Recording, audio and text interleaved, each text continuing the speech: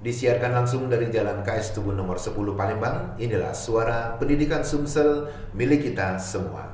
Assalamualaikum warahmatullahi wabarakatuh, sahabat pendidikan. Jumpa kembali dalam Bincang Pendidikan edisi hari ini bersama saya, Yus Berlin. Dan di studio telah hadir bersama saya Bapak AKP Purna pagi hari ini. Alhamdulillah baik Pak Yus. Ya, sahabat pendidikan, kita akan berbincang seputar teknologi di era saat ini, di mana semuanya ini sudah menggunakan medsos dan segalanya sudah berada di genggaman. Dan kita akan sedikit-sedikit sharing ini dengan Pak Narto yang selama ini mungkin bertugasnya di Polda Sumatera Selatan. Apa aja nih yang dikerjakan di kantor ini? Terima kasih Pak Yus. Jadi tugas pokok kami di divisi siber itu adalah melakukan penegakan hukum di bidang undang-undang ITE. Nah, seperti Pak Yus tadi singgung masyarakat Indonesia khususnya Sumatera Selatan supaya dengan menggunakan media sosial dengan alat bantu Android itu digunakan secara bijak. Maksudnya bijak itu digunakan ya sesuai penggunaannya. Jangan keluar dari relnya. Nah, maksudnya kalau kita sekarang kan kita kalau bergaul dengan sekeliling kita, dengan teman, dengan kerabat itu kan dengan WhatsApp. Ya, di WhatsApp itu kan saling mengirim berita, chatting kalau bahasa kita itu ya, mengirim chat. Nah itu di chat itu kan ada narasi, ada kalimat-kalimat. Nah kalau bisa kalimat itu awalnya itu kita sendaguro, ngobrol-ngobrol, ya dak. Tapi nanti bisa dari ngobrol-ngobrolnya itu suka keseleo. Jari-jari kita itu yang dulu kan istilah orang-orang tua kita, hati-hati dengan lidahmu atau mulut. Nah sekarang dengan jempol ya. Dengan jari kita harus hati-hati. Ya dah. Baik ya. Pak Narto, sebelum kita melanjutkan nanti perbincangan yang sangat menarik di hari ini, barangkali selain di cyber kesibukan lain ini kalau di luar kantor ya kita menembak gitu, diperbagi nanti. Pak ya. Kapan-kapan Pak Yus boleh itu ajak belajar menembak boleh untuk menambah wawasan sedikit. Jadi di Perbakin tuh bukannya harus polisi, harus tentara, orang sipil boleh bergabung di komunitas kita itu. Jadi olahraga itu untuk orang umum kayak ramai. Jadi bukan kalangan tertentu kayak harus polisi, harus tentara, bukan. Jadi bebas kita akan belajar mungkin nanti rekan-rekan di UPT di BTIKP ini juga mereka sekali disilakan itu kami sanggup rame ke sana gitu. Nah kembali lagi masalah beretika di medsos tadi Pak Narto, karena kita kalau seumuran kita ini barangkali kita mengalami dulu yang namanya belum ada teknologi secanggih sekarang ini. Jadi kalau dulu barangkali kita cuma bisa mendengar informasi lewat radio, lewat televisi, yang dulu pun cuma hanya ada TVRI barangkali dan yang lainnya. Seiring berjalannya waktu hingga sekarang ini kita pun sudah bisa merasa di era internet ini. Jadi barangkali kita adalah generasi yang beruntung ini, yang seusia kita ini. Nah hal itu barangkali supaya tidak dengan yang disampaikan oleh Pak Narto tadi kebablasan. Artinya kita menggunakan gadget sesuka hati kita, menggunakan Android ini sesuka hati kita, HP ini, sehingga akhirnya nanti bermasalah untuk diri kita sendiri. Bagaimana cara benteng-bentengnya, batasan-batasan? Betul itu yang disampaikan Pak Yus itu. Memang kita untuk kegiatan sehari-hari kita pasti nggak tinggal namanya Android handphone. Bangun tidur pasti yang dilihat, apalagi ada teman-teman yang tertentu itu pasti pagi-pagi pasti posting Assalamualaikum bla bla bla bla bla. Nah, pasti itu ada. Nah, jadi itu memang bagus, ya dah. Tapi ada juga yang orang yang di luar yang seperti kebiasaan bagus tadi, ada mengirim berita yang kira-kira beritanya dia juga dapat dari orang juga. Makanya meneruskan share istilahnya. Jadi kan untuk mensiasati ya, kita dapat berita itu dibaca dulu, dibaca memang berita ini apakah dari sumbernya memang benar, apa valid, baru dikirimkan ke Pak Yus kembali. Tapi jangan saya dapat berita langsung main kirim aja. Nggak tahu beritanya itu kan dalam suatu narasi. Narasi itu ada yang narasi yang tidak benar, ada yang membuat kalau dibaca itu orang merasa tersinggung, tertuduh gitu kan. Orang mau ini si Anu telah melakukan bla bla bla bla. Nah, kalau dia merasa tidak melakukan, berarti kan kita sudah membuat orang itu suatu tuduhan. Memfitnah. Fitnah itu kan bahasa hukumnya itu menyerang orang yang tidak dia lakukan. Narasinya itu umpamanya si ini telah mengambil handphone, padahal dia nggak ngambil handphone. Nah, dia nggak tahu itu kronologisnya bagaimana, dia langsung aja tulis narasi, dan itu kan sudah menuduh seseorang melakukan perbuatan yang tidak dilakukannya. Itu berarti kan sudah nuduh. Kalau bahasa pribumi itu fitnah lah. Nah, itu sudah masuk di ranah pidana, jadi sudah masuk di Undang-Undang ITE itu 27 ayat 3, mencemarkan nama baik. Nah, mencemarkan nama baik itu yaitu tadi fitnah itu. Jadi untuk siasatnya itu ya harus hati-hati kita Pak Yus ya. Setiap menerima berita itu jangan langsung diambil semua, itu baca benar baru dikirimkan. Nah, itu berarti harus kita cek and recheck terlebih dahulu. Kita ketahui si pembuat berita ini, si penyebar berita ini apakah memang valid, benar. Kita harus cross check dulu. Setelah benar, mungkin mau kita sampaikan terserah, atau cuma kita sebatas kita yang tahu saja, tidak masalah. Tapi kalau sudah terlanjur ini, umpamanya kejadian ada berita yang tidak benar ini, terus saya posting, nah resiko tuh saya itu gimana tuh Pak? Ya, postingan itu ada beberapa item. Kira-kira kalau postingan itu langsung ke fokus seseorang, umpamanya nama Pak Yus, itu disebutkan Pak Yus, fotonya langsung ditampilkan di situ. Nah, ya harus mau tidak mau, kalau Pak Yus merasa berita ini memang nggak seperti itu, pasti Pak Yus kurang senang juga kan, merasa kenapa saya ini diposting orang, kan Pak penyidik bagaimana saya ini, sudah melapor Pak Yus kena. Jadi akhirnya penyidik menelusuri siapa yang posting, ditelusuri dapat, akhirnya pidana lah yang timbul. Jadi pidana kan.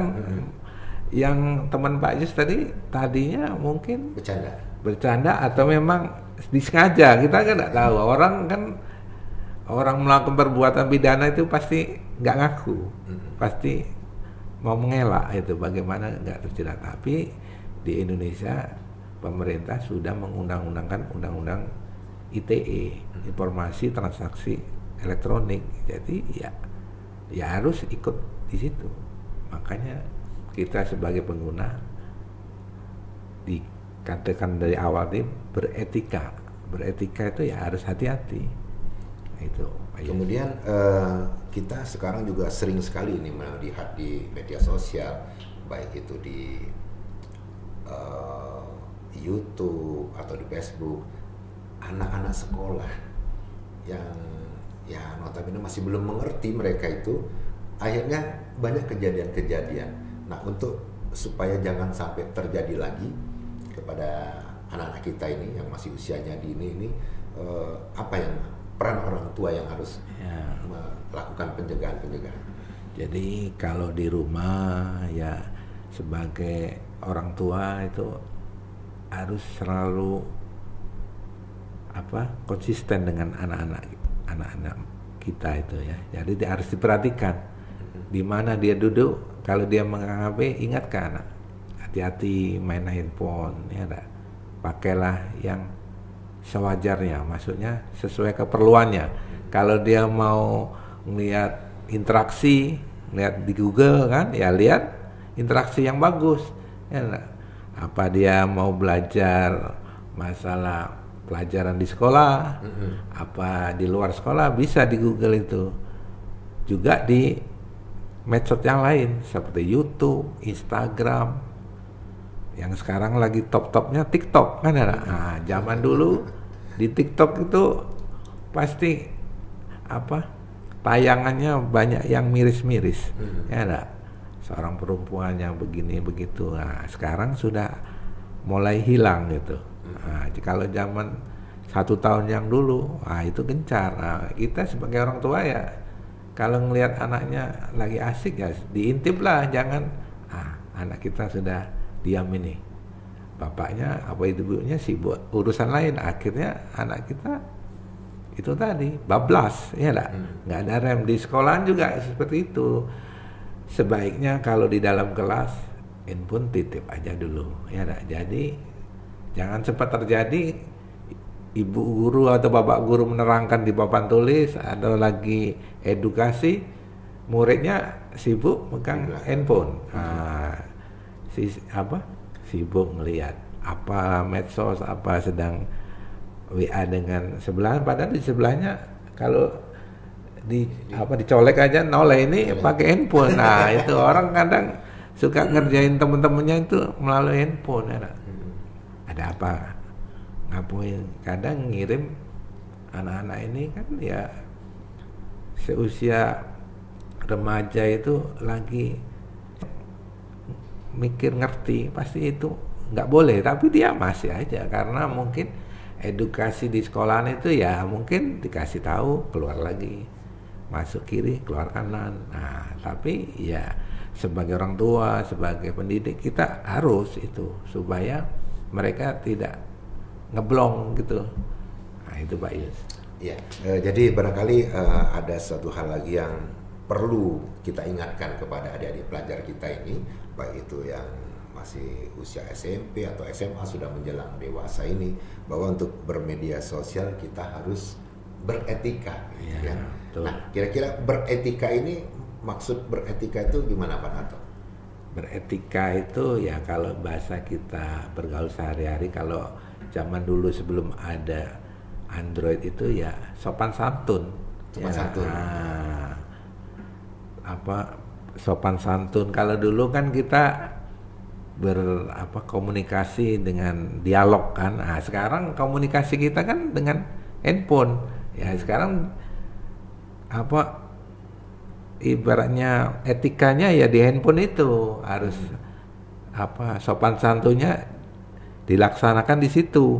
Kalau dulu kan kita berdialog langsung, ini tatap wawancara seperti ini kan, bisa kelihatan kita dialognya. Kalau kita ngomong langsung menyinggung orang, nah kan sekarang kan dari jari-jari kita itu yang ngetiknya menyinggung orang itu, itulah etikanya namanya, sopan santunnya itu ya harus dijaga.